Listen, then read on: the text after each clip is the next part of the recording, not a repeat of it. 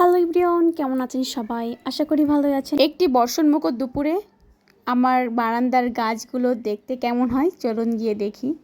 এখন দুপুর হয়ে গিয়েছে, তো দেখুন ঝিরিঝিরি বৃষ্টি হচ্ছে, কখনো বেশি কখনো ছিটে ফোঁটা এরকম বৃষ্টি হচ্ছে।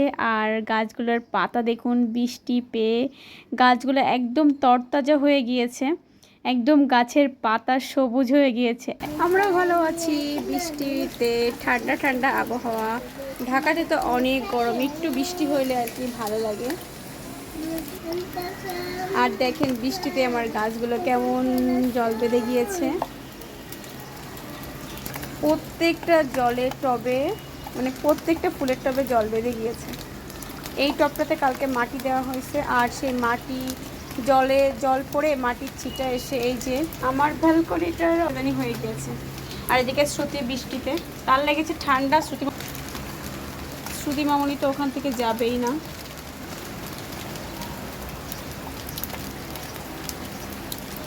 এই যে বৃষ্টির ফোঁটা পাতাতে পড়ছে, কত সুন্দর লাগছে তাই না?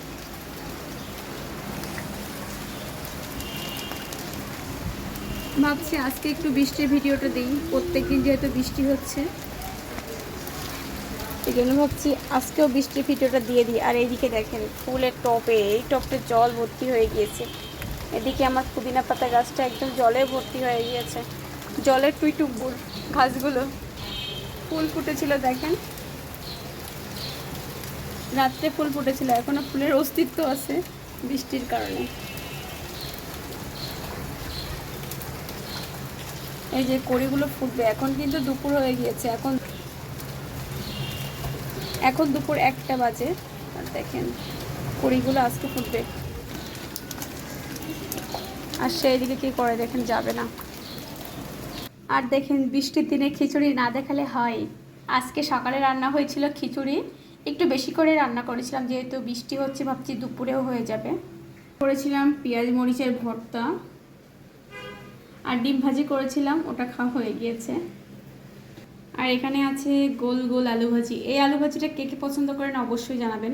অবশ্যই আলু ভাজিটা ভাজতে কিন্তু অনেকটা টাইম লাগে, কিন্তু আমার অনেক ভালো লাগে। আর শ্রুতি খাবে বলছিল, এই জন্য এইভাবেই আসলে আলু ভাজি করেছি।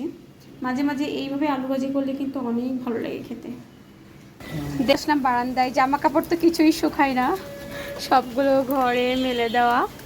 এখানে মেলে দিলে সব ভিজে যায়। এইটা আমার তুলসী গাছ, সাদা ফুল গাছ। বৃষ্টিতে তো কোথাও বাইরে যাওয়া যাচ্ছে না।